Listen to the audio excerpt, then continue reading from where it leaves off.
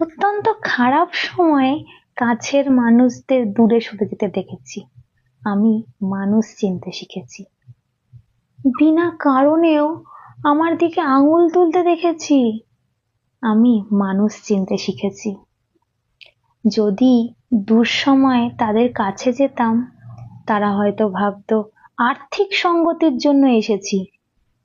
আমি মানুষ চিনতে শিখেছি।